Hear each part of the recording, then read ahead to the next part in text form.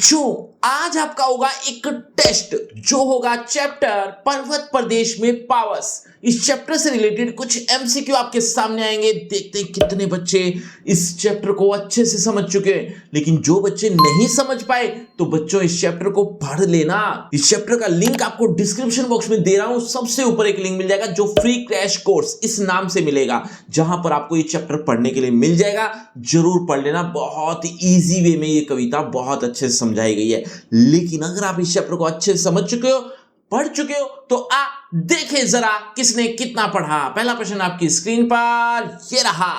आकाश कैसा लग रहा है? बच्चों हर प्रश्न के बाद आपको 5 सेकंड मिलेंगे आंसर देने के लिए। आप अपना आंसर कमेंट करते रहना। एंड में देखना चाहता हूं किसके कितने आंसर ठीक हुए। आकाश कैसा लग रहा है? आपके ऑप्शन आपकी स्क्रीन पर ये रहे। ए स्वच्छ, बी धुंध भरा, सी शांत या डी अशांत। आपके 5 सेकंड। 5 4 3 2 1 0। सही उत्तर ऑप्शन सी शांत। चलिए अगले प्रश्न की तरफ। अगला प्रश्न आपकी स्क्रीन पर। बादल आकाश की ओर कैसे देख रहे हैं? बादल आकाश की ओर कैसे देख रहे हैं? आपके ऑप्शन ए आतुरता से, बी उत्सुकता से, या सी आश्चर्य से, या बिना पलक झपके। 5 4 3 2 1 0। सही उत्तर ऑप्शन डी बिना पलक झपके। चलिए अगले प्रश्न की तरफ। अगला प्रश्न आपकी स्क्रीन पर। भूधर कहां उड़ गया? भूधर कहां उड़ गया था? आपके ऑप्शन ए आकाश में, बी पर्वतों के पार, सी बादल में, या डी वृक्षों के बीच। 5 4 3 2 1 0। सही उत्तर ऑप्शन सी बादल में। चलिए अगले प्रश्न की तरफ। अगला प्रश्न। वर्षा समाप्त होने पर किसका शोर शेष रह गया?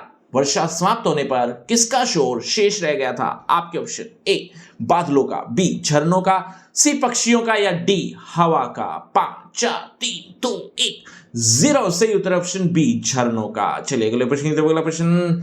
शाल के पेड़ कहां गए? शाल के पेड़ कहां गए थे? आपके ऑप्शन ए धुंध में छिप गए, बी उखड़कर जमीन पर गिर पड़े, सी ऊंचे उठ गए, डी सोच में पड़ गए। आपके 5 सेकंड। 5 4 3 2 1 0। सही उत्तर ऑप्शन बी। चलिए अगले प्रश्न की तरफ। अगला प्रश्न आपकी स्क्रीन पर। जादू के खेल कौन खेल रहा था? जादू के खेल कौन खेल रहा था? आपके ऑप्शन ए अग्नि देवता, बी सूर्य देवता, सी चंद्र देवता, या डी इंद्र देवता। 5 4 3 2 1 0। सही उत्तर ऑप्शन डी इंद्र देवता। चलिए अगले प्रश्न की तरफ। अगला प्रश्न। पर्वत प्रदेश में पावस कविता के रचयिता कौन है? यानी इस कविता को लिखा किसने है? आपके option A Maithili Sharan Gupt, B Sumitra नंदन पंत, सी महादेवी वर्मा, या डी कैफी आजमी। 5 4 3 2 1 0। सही उत्तर ऑप्शन बी सुमित्रा नंदन पंत। चलिए अगले प्रश्न की तरफ। अगला प्रश्न आपकी स्क्रीन पर। कौन अपना वेश पल पल बदल रहा है? कौन अपना वेश पल पल बदल रहा था? आपके ऑप्शन ए पर्वत, बी बादल, सी प्रकृति, या डी वृक्ष। 5 4 3 2 1 0। सही उत्तर है ऑप्शन सी प्रकृति। चलिए अगले प्रश्न की तरफ। अगला प्रश्न। पर्वत अपना आकार कहां देख रहे हैं? पर्वत अपना आकार कहां देख रहे थे? आपके ऑप्शन ए दर्पण में, बी नदी में, सी समुद्र में, या डी अपने चरणों में बन गए ताल में। 5 4 3 2 1 0। सही उत्तर है ऑप्शन डी अपने चरणों में बन गए ताल में। चलिए अगले प्रश्न की तरफ। अगला प्रश्न आपकी स्क्रीन पर। ताल की तुलना दर्पण से क्यों की गई? ताल की तुलना दर्पण से क्यों की गई? आपके ऑप्शन ए क्योंकि ताल में दर्पण की तरह पर्वत को अपनी छवि दिखाई दे रही है, बी क्योंकि ताल दर्पण की तरह सुंदर है, सी क्योंकि ताल का पानी साफ है, या डी क्योंकि ताल में दर्पण की छवि सुंदर लग रही है। 5 4 3 2 1 0। सही उत्तर ऑप्शन ए क्योंकि ताल में दर्पण की तरह पर्वत को अपनी छवि दिखाई दे रही है। चलिए अगले प्रश्न की तरफ। अगला प्रश्न। पर्वत के गौरव का गुणगान कौन कर रहा है? आपके ऑप्शन आपकी स्क्रीन पर ये रहे। ए पक्षी, बी झरने, सी वृक्ष, या डी तालाब। 5 4 3 2 1 0। सही उत्तर ऑप्शन बी झरने। चलिए अगले प्रश्न की तरफ। अगला प्रश्न आपकी स्क्रीन पर।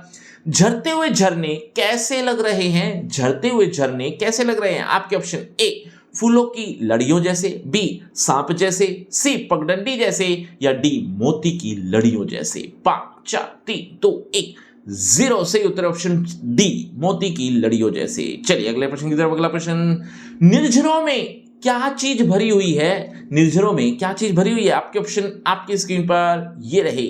ए झाग, बी फूल, सी पत्ते, डी टहनियां। 5 4 3 2 1 0। सही उत्तर है ऑप्शन ए झाग। चलिए अगले प्रश्न की तरफ। अगला प्रश्न, तरवर मन में क्या भाव लिए ऊपर उठ रहे हैं? तरवर मन में क्या भाव लिए ऊपर उठ रहे हैं? आपके ऑप्शन ए उच्च आकांक्षाओं का भाव, बी नफरत का भाव, सी निराशा का भाव, या डी प्रतिस्पर्धा का भाव। 5 4 3 2 1 0। सही उत्तर ऑप्शन ए उच्चाकांक्षाओं का भाव। चलिए अगले प्रश्न की तरफ। अगला प्रश्न, वृक्ष किसकी ओर देख रहे हैं? बच्चों आज के वीडियो में कोई भी प्रश्न समझ में नहीं आ रहा तो कमेंट करके पूछ भी सकते हो।